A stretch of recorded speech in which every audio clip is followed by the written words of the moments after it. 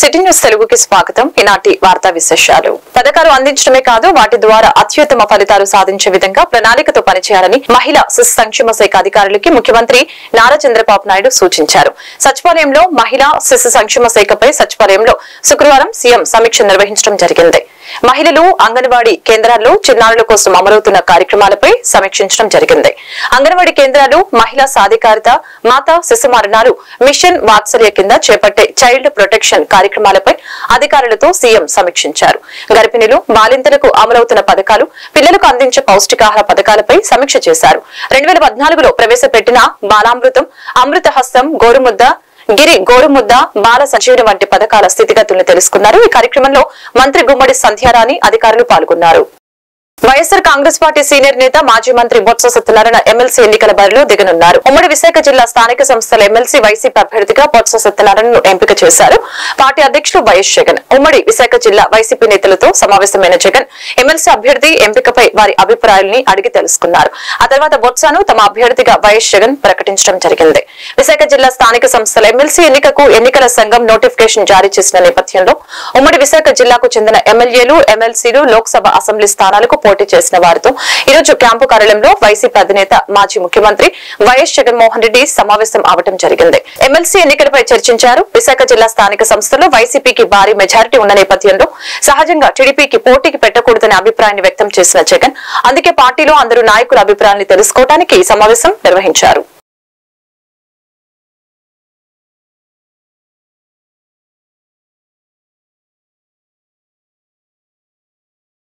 రాష్ట్ర రైతాంగానికి పగటిపూట 9 గంటల పాటు నాణ్యమైన విద్యుత్ అందించేందుకు చర్యలు తీసుకోవాలని ముఖ్యమంత్రి నారా చంద్రబాబు నాయుడు ఇంధన శాఖ అధికారుల్ని ఆదేశించడం జరిగింది.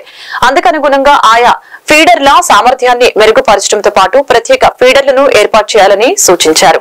వెరగపూడి సచివాలయంలో సీఎం విద్యుత్ శాఖపై శుక్రవారం సమీక్షించడం జరిగింది. ఈ సమావేశంలో రాష్ట్ర ఇంధన శాఖ మంత్రి గొట్టిపాటి రవికుమార్, సీఎం కార్యదర్శి AB Rajamouli, AP Genco MD Chakradhar Babu, AP Transco JMD Keerthi, ఆర్థిక శాఖ అదనపు కార్యదర్శి జె నివాసు, కేపీఎంజీ ప్రతినిధి శ్రీనివాసు తదితరులు పాల్గొన్నారు. అవయవదానంపై ప్రజల అవగాహన పెరగాలని, జీవన్ దాన్తో మరొక వ్యక్తికి పునర్జన్మనివ్వొచ్చని రాష్ట్ర వైద్య ఆరోగ్య శాఖ మంత్రులు శ్రీ సత్యకుమార్ యాదవ్ అన్నారు. జీవన్ దాన్ ఆధ్వర్యంలో జాతీయ అవయవదాన వారోత్సవాలలో భాగంగా అవయవదానంపై అవగాహన సదస్సును విజయవాడలోని తుమ్మలపల్లి వారి క్షేత్రీయ కళాక్షేత్రంలో శుక్రవారం నిర్వహించడం జరిగింది. సదస్సుకు ముఖ్య అతిథిగా హాజరైన రాష్ట్ర వైద్య ఆరోగ్య శాఖ మంత్రులు శ్రీ సత్యకుమార్ యాదవ్ మాట్లాడారు. సమాజానికి మంచి చేయాలన్న ఆలోచన ప్రతి ఒక్కరిలో కలగాలని తెలియజేశారు. అవయవదానం చేసేందుకు ప్రతి ఒక్కరూ ముందుకు రావాలని పిలుపునివ్వడం జరిగింది. ముందుగా విజయవాడ పట్టణంలోని ఏలూరు లాకుల నుండి తుమ్మలపల్లి కళాక్షేత్రం వరకు వాలంటీర్లు, పట్టణంలోని వైద్య కళాశాలల paramedical staff, nursing staff walkathon నిర్వహించడం జరిగింది. కార్యక్రమంలో జీవన్ దాన్ రాష్ట్ర chairman doctor DSVL Narasimham, Guntur Vijayawada GJH సూపరింటెండెంట్లు doctor Y Kiran Kumar, doctor D Venkateswara, వైద్యులు, వైద్య సిబ్బంది, వాలంటీర్లు, నర్సింగ్, పారామెడికల్ సిబ్బంది, కళాశాల విద్యార్థులు పాల్గొన్నారు.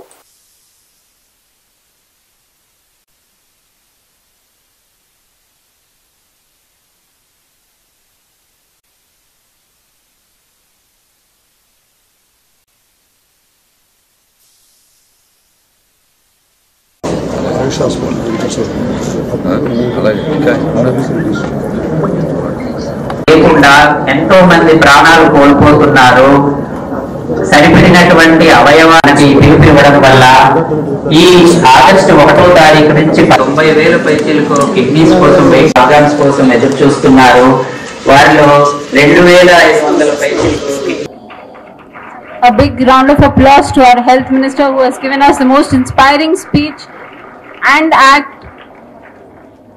It's a pleasure, sir, that you are here to grace our dais today.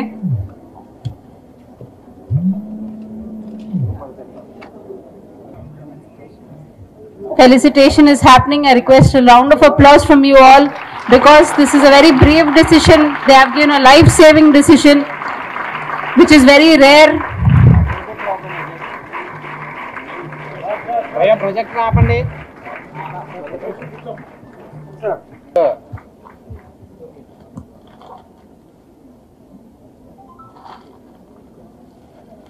We thank you so much for your noble donation. You have saved quite a few lives with this.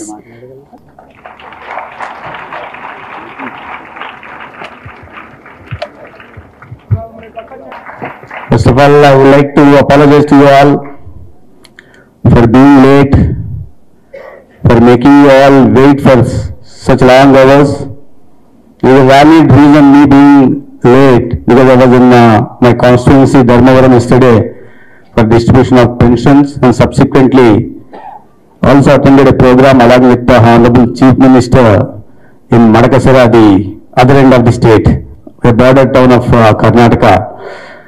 So then I had to travel all the way to Bangalore and take a flight, and flight was also a bit delayed, and apologize for the delay.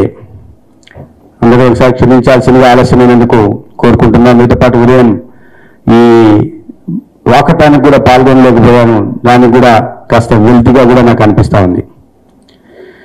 మిత్రులారా, ఇవాళ ఇటువంటి పవిత్ర కార్యంలో నేను కూడా భాగస్వామి లేనందుకు ముందుగా సంతోషంగా ఉంది. అవయవ దానం ఎంత ముఖ్యమైనదో ఇవాళ మనకి ప్రెజెంటేషన్ ద్వారా ఇతర వక్తలు కూడా మనందరికీ చాలా విపులంగా విస్తారంగా తెలియజెప్పారు. ప్రాణం నిలిపేవాడు డాక్టర్ని కూడా, డాక్టర్ నర్సింగ్ స్టాఫ్ని కూడా మనం భగవంతునితో సమానంగా చూస్తాం. అటువంటిది ప్రాణం పోసేవాడు, పునర్జన్మనిచ్చే వాళ్ళని మనం ఎంత గౌరవభావంతో చూడాలో మనకి ఇవాళ ఈ జీవనదానంలో ఇచ్చిన ప్రెజెంటేషన్ ద్వారా మనం అందరం అర్థం చేసుకోవాల్సింది. ముఖ్యంగా యువత చాలా పెద్ద సంఖ్యలో ఉన్నారు, అర్థం చేసుకోవాల్సిన అవసరం ఉంది. శరీరం శాశ్వతం కాదు. శరీరానికి ఒక చివరి రోజు ఉంటుంది, అంతం ఉంటుంది. ఏదో ఒక రోజు మట్టిలో కలిసిపోవాల్సిందే, లేదా కట్టెల్లో కాలిపోవాల్సిందే. కానీ ఒక మంచి పని చేస్తే చరిత్ర గుర్తుపెట్టుకుంటుంది. ఆ మంచి పని చేసిన వాళ్ళకు అమరత్వం సిద్ధిస్తుంది, అంటే శాశ్వత. ఎస్సీ వర్గీకరణ అంశంపై దేశ అత్యున్నత న్యాయస్థానం సుప్రీంకోర్టు ఇచ్చిన తీర్పు చారిత్రాత్మకమని గుంటూరు పార్లమెంట్ ఎస్సీసీఎల్ అధ్యకులు వేమూరి మైనర్ బాబు తెలిపారు. ఎస్సీ వర్గీకరణపై సుప్రీంకోర్టు ఇచ్చిన తీర్పుతో టీడీపీ కార్యాలయం ఎంఎస్ఎస్ భవన్ లో దళిత నాయకులు శుక్రవారం సంబరాల్ని నిర్వహించడం జరిగింది.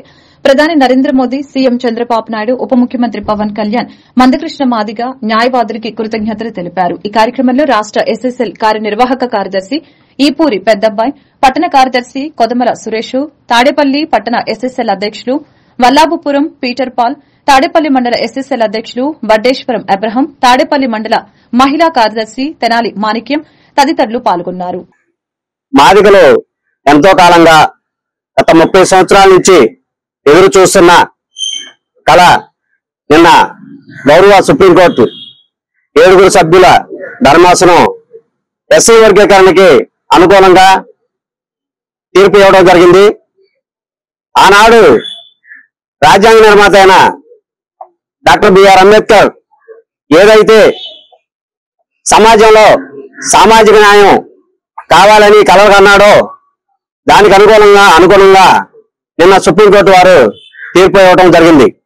దీనికి 2 రాష్ట్రాల్లో ఉన్న మాదిగలు ప్లస్ అలాగే దేశంలో ఉన్న మాదిగ ఉపకులాలు కూడా కూటమి ప్రభుత్వానికి అలాగే ఎన్డీఏ ప్రభుత్వానికి రుణపడి ఉంటామని ఈ మీడియా ముఖంగా తెలియజేసుకుంటున్నాం. మందాకృష్ణ గారు ఎస్సీలో ఉన్న కొంతమందికి లబ్ధి చేకూరుతుంది, కొంతమందికి ఆ ఫలాలనేవి ఎక్కువ అందుతున్నాయని, మాది ఎస్సీలో ఉన్న 59 ఉపకులాలకి సమానమైన ఫలాలు అందాలన్న ఉద్దేశంతో ఆనాడు ఎంఆర్పీఎస్ ఉద్యమాన్ని సుప్రీంకోర్టు రాజ్యాంగ ధర్మాసనం ఇచ్చిన తీర్పు మరి ఈ యావత్తు దళిత ప్రపంచానికి, భారతదేశంలో వాళ్ళకి అందరికీ కూడా శుభపరిణామం ఇది. ఎందుకంటే ఏబీసీ వర్గీకరణ జరిగితే మాత్రమే ఈ ఎస్సీలో దిగువ వర్గాలకి 59 కులాల ఉపకులాలకు కూడా న్యాయం జరిగిందని చెప్పేసి ఒక సామాజిక నాయకుడు ఉందని చెప్పేసి భారతదేశంలో ఉన్న అన్ని సామాజిక వర్గాలు, అదేవిధంగా అగ్రవర్ణాలు, అదేవిధంగా రాజకీయ పార్టీలు కూడా మద్దతు ఇచ్చి మరి ఏబీసీ వర్గీకరణకు సహకరించాయి. మరి నారా చంద్రబాబు నాయుడు గారు 2000 ఈ అమలు చేస్తే ఆ రోజు 20,000 ఉద్యోగాలు, 22,000 ఉద్యోగాలు మరి మాదిగ సమాజం ఉమ్మడి ఆంధ్రప్రదేశ్ మరియు తెలుగు రాష్ట్రాలు రెండు అనుభవించేటువంటి అంటే వచ్చేటువంటి పరిణామాలు ఉన్నాయి. మరి ఆ క్రెడిట్ చంద్రబాబు నాయుడు గారికి దక్కుతుంది. ఆ తర్వాత 2004లో ఈ కేసుని కొట్టివేయటం వల్ల హైకోర్టులో సుప్రీంకోర్టుకి వెళ్తే సుప్రీంకోర్టులో కూడా 5 ధర్మాసనం ఇదే దాని మీద తీర్పిస్తూ ఇది చట్టబద్ధం లేదు, అదే పార్లమెంట్ లో చట్టం చేయాలని చెప్పారు. అయితే ఈ రోజు 2010లో చేసినటువంటి నిన్న సుప్రీంకోర్టు ధర్మాసనం మరియు ఎస్సీలకి వర్గీకరణకి మరి చట్టబద్ధత కల్పిస్తూ మరి ఏ రాష్ట్రానికి ఆ రాష్ట్రం వర్గీకరణ అనేది చేసుకోవచ్చు అని మరి సుప్రీంకోర్టు ఇచ్చినటువంటి న్యాయ వాదులకు మరి తెలుగుదేశం పార్టీ నుంచి ధన్యవాదాలు తెలియజేస్తున్నాము. ఎందుకంటే ఎస్సీ వర్గీకరణ అనేది మరి మన్నా కృష్ణమాదిక్ గారు 1994లో ప్రారంభించి మరి వర్గీకరణ చేయాలి, ఎస్సీ వర్గీకరణ చేయాలి అని ఆలోచన చేసి మరి ఉద్యమం చేయడం జరిగింది. అదే క్రమంలో ఆనాటి మరి ముఖ్యమంత్రిగా ఉన్నటువంటి నారా చంద్రబాబు నాయుడు గారు 1996లో మరి ఒక కమిషన్ వేసి వర్గీకరణ చేయాలా వద్దా అని మరి ఆ కమిషన్ ద్వారా 2000లో మరి వర్గీకరణ చేయటం జరిగింది. ఈ యొక్క వర్గీకరణ సంబంధించి మరి నారా చంద్రబాబు నాయుడు గారు సమన్యాయం కావాలి, సమాజ న్యాయం కావాలి అన్న ఆలోచనతో ఈరోజు ఎస్సీ వర్గీకరణ వలన మాదిగలకి 30 సంవత్సరాల నుంచి ఎదురు చూస్తున్న కళ నెరవేరింది.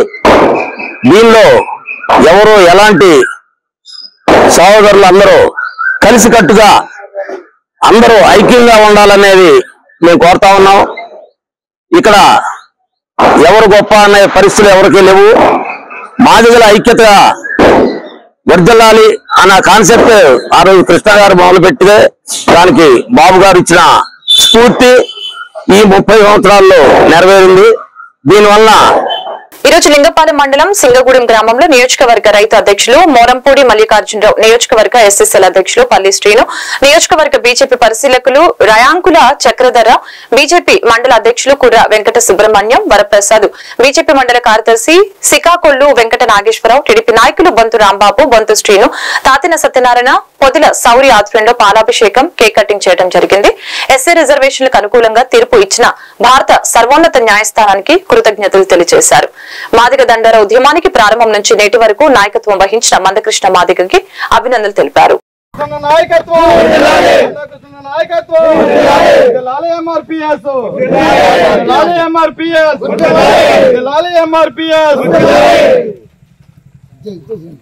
నారా లోకేష్ గారి నాయకత్వం, నారా లోకేష్ నాయకత్వం, నారా చంద్రబాబు నాయుడు నాయకత్వం, జై చంద్రబాబు, జై చంద్రబాబు.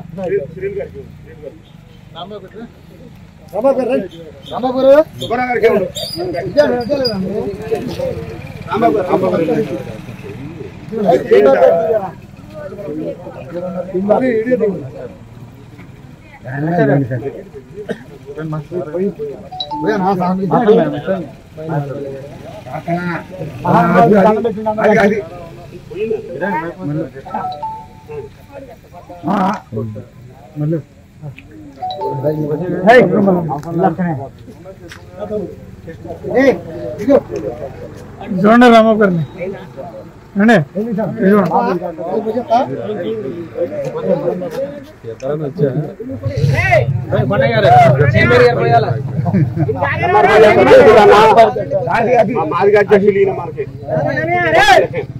చూడాలి ఏమంటారా చైర్మన్ గారు. ఏలూరు జిల్లా వ్యాప్తంగా సుప్రీంకోర్టు ఇచ్చిన తీర్పుతో ఎస్సీ ఎస్టీల వర్గీకరణ కోసం 30 సంవత్సరాలుగా కష్టపడ్డ ఫలితం దక్కిందని ఎంఆర్పీఎస్ నాయకులు, ఎంఈఎఫ్ నాయకులు హర్షం వ్యక్తం చేశారు. ఈ సందర్భంగా గురువారం రాత్రి ఏలూరు ఫైర్ స్టేషన్ సెంటర్ వద్దున్న దళిత నాయకుడు స్వర్గీయ జగజీవన్ రామ్ విగ్రహం వద్ద ఆనందాన్ని పంచుకున్నారు. ఈ సందర్భంగా రెవెన్యూ ఎంప్లాయీస్ సర్వీస్ అసోసియేషన్ రాష్ట్ర అధ్యక్షులు లాం విద్యాసాగర్ మాట్లాడారు. సుప్రీంకోర్టు తీర్పుతో ఎస్సీల మధ్య విభేదాలు చూడకుండా అందరూ అన్నదమ్ముల వలె ఐకమత్యంగా ఉండాలని తెలియజేశారు. కార్యక్రమంలో అబ్బా దాసరి శ్రీనివాసు, జంపిన శాంతకుమార్, రామారావు, పలువురు కార్యకర్తలు పాల్గొన్నారు.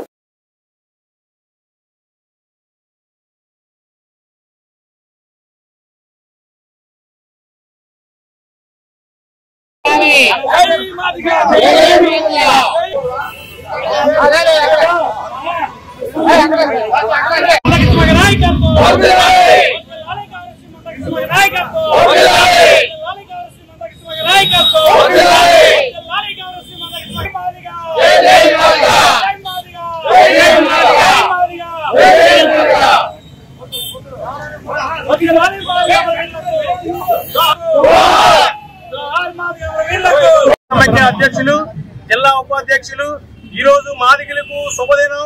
30 సంవత్సరాల నుంచి ఎదురు చూస్తున్నటువంటి మాదిగల చిరకాల వాంఛ ఎస్సీ వర్గీకరణ శ్రీ మందకృష్ణ గారి నాయకత్వంలో ఈ రోజు గౌరవ సుప్రీంకోర్టు మరి మాదిగల యొక్క శ్రమను, వారి పడ్డటువంటి అవమానాన్ని, సమాజంలో వారు ఎదుర్కొన్నటువంటి ఆ అవమానాలన్నింటినీ పరిగణలో తీసుకొని మరి గౌరవ ప్రధానమంత్రి గారి యొక్క సారథ్యంలో మరి కృష్ణమాది గారు బహిరంగ సభలను ఏర్పాటు చేసి స్వయాన దేశ ప్రధానమంత్రిని ఎంఆర్పిఎస్ సభకు తీసుకొచ్చి మాదిగల యొక్క ఐక్యతను, మాదిగల యొక్క ఆ యొక్క కష్టాన్ని ప్రధానమంత్రి గారు కళ్ళారా చూసే విధంగా మందకృష్ణ గారి యొక్క సభను ఉద్దేశించి మరి ఏదైతే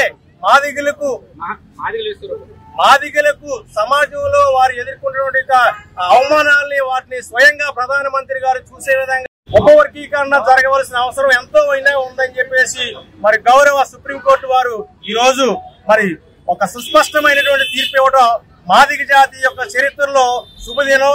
దీన్ని మేము ఎంతో సాధారణంగా స్వాగతిస్తూ మాదిగ జాతి ఈ రోజు పండగ దినం దీన్ని ఈ విధంగా సెలబ్రేట్ చేసుకుంటూ మా యొక్క ఎంఐఎఫ్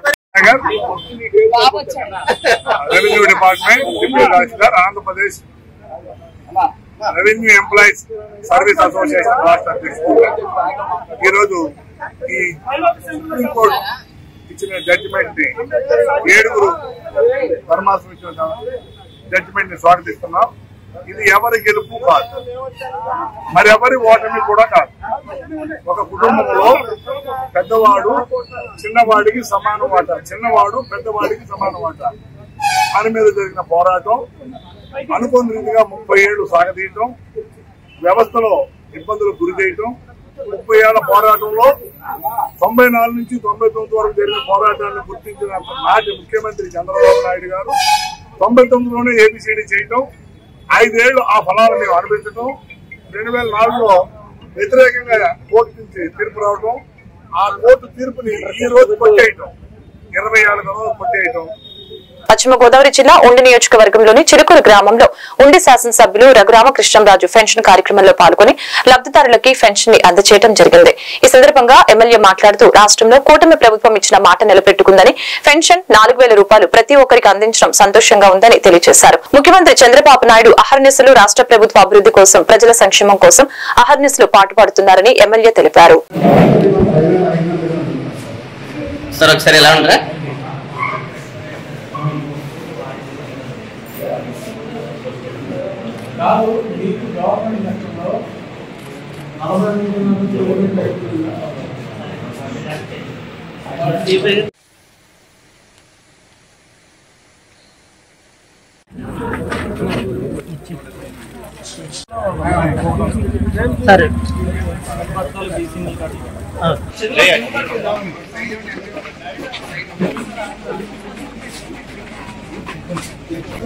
అన్నీ ఉంటారు. నవీన్ గారు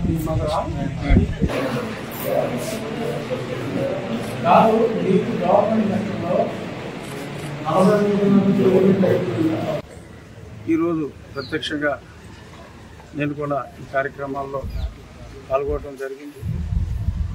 ప్రజలు ఏదైతే 3000 నుంచి 4000 చేస్తామని చెప్పి అన్నమాట ప్రకారం ఆ మాట నిలబెట్టుకోవటం, గత మాసంలో ఒక 3 నెలల బాకీ కూడా కలిపి అవన్నీ కూడా ఇస్తానంటాం. పూర్తిగా అంగవైకల్యం ఉంటే వాళ్ళకి టోటలీ డిజేబుల్డ్ అయితే ఆ 15,000 అది కూడా అన్నమాట ప్రకారం ఇంప్లిమెంట్ అవటం, ప్రజలందరూ కూడా ఇలాగే ఇతర వాగ్దానాలు కూడా ఫేజెస్లో అన్నీ కూడా ఎక్కువ సమయం తీసుకోకుండా నెక్స్ట్ బడ్జెట్ పెట్టి టైంకి ఇప్పుడు ఓటాన్ అకౌంట్ పెట్టడం జరిగింది. ఎందుకంటే అకౌంట్లు తేలట్లేదు. గత ప్రభుత్వం ఎంత రుణం చేసిందో కూడా చెప్పట్లా పూర్తిగా. మరి ఆ అప్పు గుట్టు పూర్తిగా తెలిసిన తర్వాత మనకు అప్పు ఎంత, దాని మీద కట్టవలసిన వడ్డీ ఎంత, మనం మిగిలిన స్కీములకి చేయవలసిన వ్యయం ఎంత, ఇదంతా చూసి ఫుల్ బడ్జెట్లో డీటెయిల్స్ అన్నీ వస్తాయి. దఫాలుగా అంటే ఒక సూపర్ 6లో కొన్ని అయినాయి, ఇంకొన్ని క్వార్టర్కి ఒకటి కావచ్చు, ఒకసారి ఒక నెల తర్వాత ఒకటి కావచ్చు. ఇచ్చిన వాగ్దానాలన్నీ కూడా నిలబెట్టుకునే దిశగా అహర్నిశలు తలమునుకలుగా గౌరవనీయులైన ముఖ్యమంత్రి వారు ఉన్నారు. అన్నమాట ప్రకారం ఇప్పుడు అభివృద్ధిని కూడా కార్యక్రమ రూపంలో పెట్టాల్సిన అవసరం ఉంది. ఎలాగా ఎంతమంది పారిశ్రామికవేత్తలను తీసుకొచ్చి 1,00,000. పశ్చిమ గోదావరి జిల్లా భీమవరం పట్టణంలో ప్రసిద్ధి చెందిన శ్రీ శ్రీ మావులమ్మ తల్లి దేవాలయంలో శుక్రవారం ఆషాఢ మాసం సందర్భంగా పలువురు భక్తులు అమ్మవారికి ప్రత్యేక పూజల్ని నిర్వహించడం జరిగింది. ఈ సందర్భంగా Bhimavaram motor cycle mechanics welfare association ఆధ్వర్యంలో భీమవరం పట్టణ ఇలవేల్పు శ్రీ మావులమ్మ అమ్మవారికి ఆషాఢ మాస సారి సమర్పించడం జరిగింది. వివిధ రకాల పండ్లు, స్వీట్లు, సుమంగళి ద్రవ్యాలతో ఊరేగింపుగా వచ్చి అమ్మవారికి సారి సమర్పించారు. అసోసియేషన్ గౌరవ అధ్యక్షులు ఈమని చంద్రమౌళి, అధ్యక్షులు బందెల హనుమంతరావు, ప్రధాన కార్యదర్శి ముమ్మన విజయ్ కుమార్, కోశాధికారి బురిడి సత్యవర ప్రసాద్, ఉపాధ్యక్షులు తోట కిరణ్ కుమార్, గాదం వీరభద్రరావు, ఉప కార్యదర్శి గద్దె రామారావు, అసోసియేషన్ రాష్ట్ర కార్యదర్శి పట్నాల చిట్టిబాబు, జిల్లా గౌరవ సలహాదారు సిరియాల నాగేశ్వరరావుతో పాటు పలువురు సభ్యులు పాల్గొన్నారు.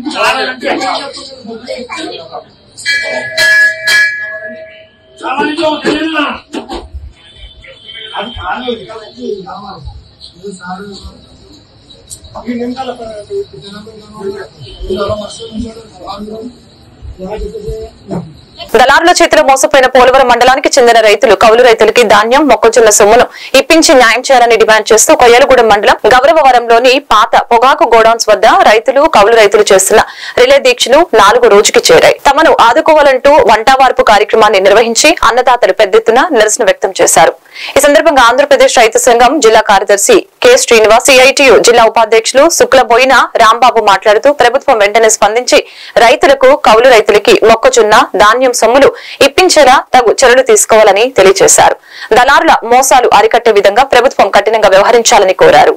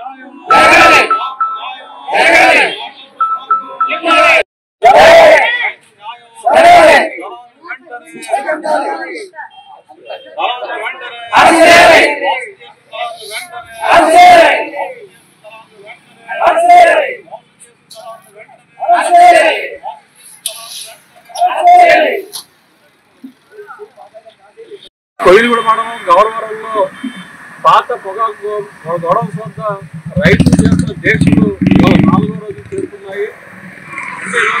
సంబంధించిన డబ్బులు ఏవైతే దళాలు నివాసులు ఉన్నాయో వాటి బకాయిలు వెంటనే చెల్లించాలని చెప్పేసి ఇవాళ రైతులు ఆందోళన చేయడం జరుగుతూ ఉన్నది. అయితే గత 3 నెలలు దాటిపోతున్నా సరే డబ్బులు ఇవ్వకపోవడం వల్ల రైతులు దళారులు అడుగుతూ ఉంటే రేపు మాపు అని చెప్పేసి గడుపుతూ ఉన్నారు. దీనివల్ల ఖరీఫ్ పంటకు సంబంధించి వాళ్ళు నాట్లు వేసి పంట పండించాల్సిన సమయం రావడంతో ఏం చేయాలో కూడా అర్థం కాక దిక్కుతోని స్థితిలో అన్నదాతలు అల్లాడిపోతూ ఉన్నారు. మరి ఇట్లాంటి పరిస్థితుల్లో దళారులు మోసానికి గురై ఇవాళ రైతులు నష్టపోవాల్సిన పరిస్థితి వస్తూ ఉన్నది.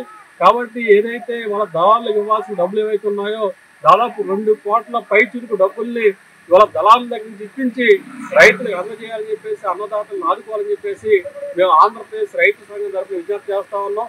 ఇక్కడే ఎండనక వాననక ఇక్కడే టెంట్ వేసుకుని రాత్రులు కూడా ఇక్కడే మకా ఉండాల్సిన పరిస్థితి వాళ్ళ రైతులకు ఏర్పడింది. ఇక్కడే వంట వాటర్ కార్యక్రమం పరిస్థితి ఏర్పడింది.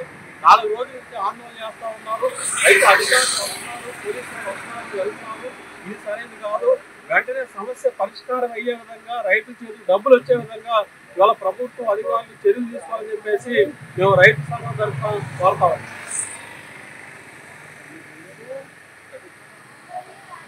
ఏలూరు జిల్లా శనివారపుపేటలోని జిల్లా పరిషత్ హైస్కూల్లో కారంపూడి ట్రస్ట్ ఆధ్వర్యంలో వైద్య శిబిరం నిర్వహించారు. కారంపూడి ట్రస్ట్ ఏర్పడి 22 సంవత్సరాలు పూర్తయిందని ఈ సందర్భంగా 14వ వార్షికోత్సవ వేడుకలు జిల్లా పరిషత్ హైస్కూల్ నందు నిర్వహించడం జరుగుతుందని తెలియజేశారు. ఈ ట్రస్ట్ వార్షికోత్సవానికి హైదరాబాద్ నుంచి వచ్చిన హైకోర్టు న్యాయవాది గొట్టిపాటి రామకృష్ణ మాట్లాడుతూ ఎంతో కాలం నుంచి కారంపూడి విజయ్ తనకు తెలుసు. నాని ట్రస్ట్ ఆధ్వర్యంలో ఎన్నో అవగాహన సదస్సుల్ని సేవా కార్యక్రమాన్ని నిర్వహించడం ద్వారా ఎంతో మంది సేవలు అందుకుంటున్నారని తెలిపారు. సమాజానికి ఇటువంటి వ్యక్తులు ఎంతో అవసరమని అన్నారు. చేసినప్పుడు ఇంకొకరు స్ఫూర్తిగా తీసుకుని ఆ సేవాక్రమాలు కొనసాగిస్తేనే మన సమాజంలో అందరికీ కూడా మేలు జరుగుద్ది.